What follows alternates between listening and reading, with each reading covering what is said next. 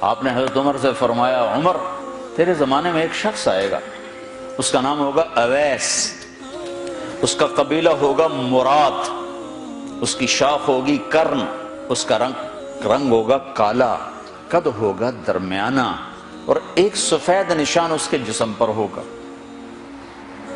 جب وہ آئے تو تم اس سے دعا کرانا، علی تو بھی کرانا، عمر تو بھی کرانا، اور میں قسم کھا کے کہتا ہوں کہ اویس جیسوں سے دنیا بھر جائے تو عمر و علی کے ایک بدن کے بال کے برابر نہیں، لیکن اس کے ذریعے سے ایک پیغام آگے پہنچانا تھا۔ تو حضرت عمر اور حضرت علی حیران ہو کر دیکھنے لگے کہ ہمیں کہا جا رہا ہے کہ اویس سے دعا کروائیں، وہ ہم صحابی وہ تابعی۔ تو آپ نے فرمایا اس نے ماں کی ایسی خدمت کی ہے، جب وہ ہاتھ اٹھاتا ہے تو اللہ ہاتھ واپس خالی موڑتا ہی نہیں۔ یہ پیغام پہنچانا تھا کہ ماں باپ کے آگے جھکو۔ جس دیش میں آپ رہتے ہیں یہاں کام کی رفتار بہت تیز ہے، ماں باپ اگر موجود ہیں تو کم ہی خوش نصیبوں والے ہیں جن کو کچھ اولاد کی خدمت ملتی ہے، ورنہ دیواروں کے ساتھ ہی زندگی گزر رہی ہوتی ہے۔ تو عمر رضی اللہ عنہ جب خلیفہ بنے تو ہر سال حج کرتے تھے، ہر سال ان کو ڈھونڈواتے۔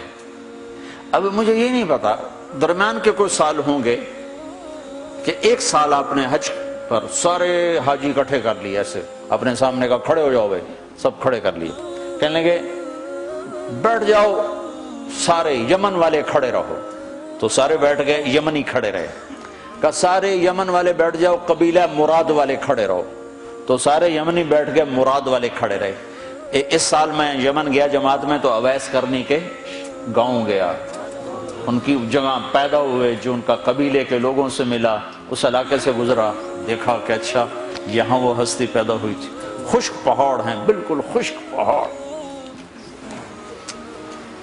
پھر آپ نے کہا مراد والے بیٹھ جاؤ، قرن والے کھڑے رہو، تو صرف ایک آدمی باقی بچا۔ تو آپ نے اس سے پوچھا تم قرنی ہو؟ کہ جی ہاں۔ اویس کو جانتے ہو؟ کہ جانتا ہوں، میرا سگا بھتیجا ہے، میرے بھائی کا بیٹا، لیکن وہ تو تھوڑا پاگل سا ہے، آپ اس کا کیوں پوچھ رہے ہیں؟ تو عمر رضی اللہ تعالیٰ عنہ رونے لگے، کہا وہ نہیں، تو پاگل نظر آتا ہے۔ پھر آپ نے پوچھا کدھر ہے؟ آیا ہوا ہے حج میں ہے؟ کہ جی ہے۔ کدھر ہے؟ کہ جو اونٹ چرانے نکلا تھا عرفات کی طرف۔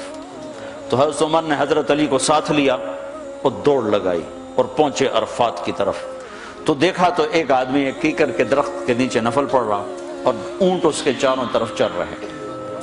تو یہ دونوں حضرات بیٹھ گئے، تو انہوں نے اویس نے محسوس کیا کچھ آ گئے لوگ، تو انہوں نے نماز مختصر کر دی، سلام پھیرا۔ تو حضرت عمر نے پوچھا کون ہو بھائی؟ کہا جی مزدور ہوں۔ کہا تیرا نام کیا ہے؟ کہا جی اللہ کا بندہ۔ کہا بھائی ہم سارے کے بندے ہیں، میں پوچھ رہا ہوں جو نام تیری ماں نے تیرا رکھا وہ کیا ہے؟ تو وہ تو پہچانتا نہیں تھا کہ عمر کون ہے، علی کون ہے، وہ تو پہلی دفعہ حج پہ آیا تھا۔ وہ کہنے لگا تم کون ہو میرا انٹرویو کرنے والے؟ انٹرویو تو میں اپنی طرف سے کہہ رہا ہوں۔ میں کہا تم کون ہو میرا پوچھنے والے؟ تو حضرت علی بولے یہ امیر المومنین ہیں عمر بن خطاب، اور میں ہوں علی بن ابی طالب۔ پھر وہ ایسے ایک دم گھبرائے، دونوں کو سلام کیا، میں معذرت چاہتا ہوں میں نے پہچانا نہیں۔ تو عمر رضی اللہ عنہ نے فرمایا ہاتھ اٹھا، ہاتھ اٹھا۔ برمنگھم والوں کو پیغام پہنچے کہ ماں کی خدمت کیسے کی جاتی، کہ عمر جیسا ہاتھ اٹھوا رہا ہے، علی جیسا، علی جیسا۔ تو وہ کہنے لگے میں آپ کے لیے کیسے ہاتھ اٹھاؤں، میری اوقات ہے کہ میں آپ کے لیے دعا کروں؟ کہاں، ہمیں ہمارے نبی کا حکم تھا کہ اویس آئے تو اس سے دعا کروانی ہے، کہ جب وہ ہاتھ اٹھاتا ہے تو وہ ہاتھ خالی نہیں آتے۔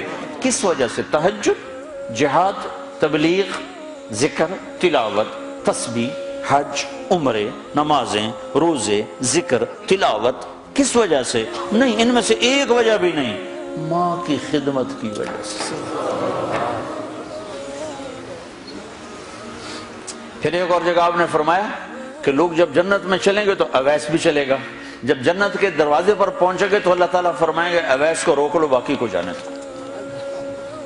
تو اویس گھبرا جائیں گے، کہیں گے یا اللہ مجھے کیوں روک لیا ہے؟ تو اللہ تعالیٰ فرمائیں گے ٹھہر جاؤ، جانے دو ان کو۔